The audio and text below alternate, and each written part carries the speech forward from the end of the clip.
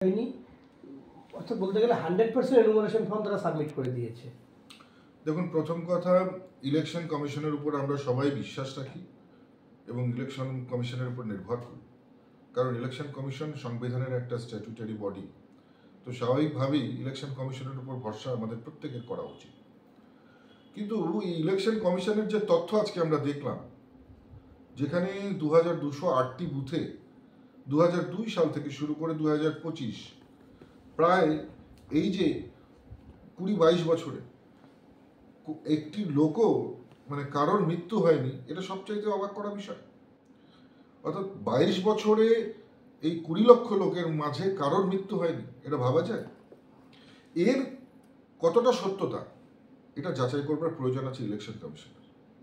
আমরা বলবো যে শুধুমাত্র, বারবার আমরা বলেছি যে গণেশ কুমারজি দিল্লিতে বসে তিনি নিশ্চিতভাবে পরিচালনা করছেন, তবে পশ্চিমবঙ্গটা বাকি ভারতবর্ষের অন্য প্রদেশগুলোর থেকে সম্পূর্ণ আলাদা, এটা বুঝতে হবে।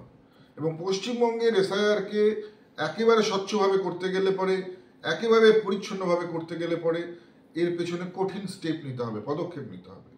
আজকে বিএলওরা কেউ ভয় পাচ্ছে না, সবাই ফেক যে তথ্য সেটা পরিবেশন করছে, ভুল তথ্য পরিবেশন করে আজকে সেই ডাটা ইলেকশন কমিশন প্রকাশ করছে। এটা খুব হাস্যকর।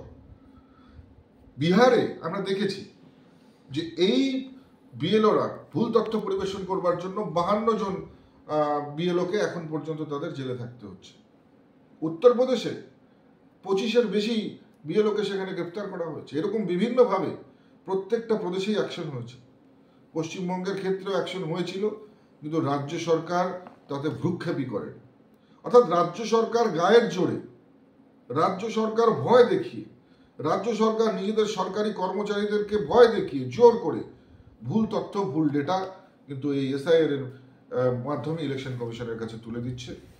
নিশ্চিতভাবে এটা গণতন্ত্রের জন্য যেমন ভয়ের, ঠিক তেমনি এই এসআইআর যে হচ্ছে, এই এসআইআরকে কিন্তু পরিচ্ছন্নভাবে না করবার জন্য এটা কিন্তু অনেক বেশি অ্যাক্টিভলি রাজ্য সরকার এই জিনিসগুলোকে করাচ্ছে। তো আমাদের একটাই দাবি থাকবে যে পরিচ্ছন্ন এসআইআর হতে হলে, পরিষ্কারভাবে এসআইআর করতে হলে পশ্চিমবঙ্গের ক্ষেত্রে ইলেকশন কমিশনের আরও বেশি স্ট্রং স্টেপ নেওয়ার প্রয়োজন আছে, আরও অনেক বেশি শক্ত পদক্ষেপ নেওয়ার প্রয়োজন আছে।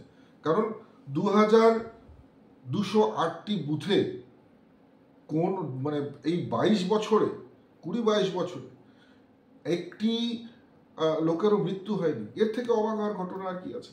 22 লক্ষ লোকের মধ্যে 20 বছরে একজন লোক মারা যায়নি, এর থেকে বড় মিথ্যে কথা, এর থেকে বড় ভুল এভিডেন্স আর হতে পারে না। আমি ইলেকশন কমিশনের কাছে আমরা অনুরোধ করব এই পার্টিকুলার এই বুথগুলোতে তদন্ত করা হোক, এবং যদি তদন্তে কোনো রকমের কারচুপি ধরা পড়ে, যারা বিএলও আছে, যারা অন্যান্য এই দায়িত্বে আজ রয়েছে, এসআইআর দায়িত্ব রয়েছে, তাদের বিরুদ্ধে কঠোর স্টেপ যেন নেওয়া হয়, এই আবেদন আমরা করব।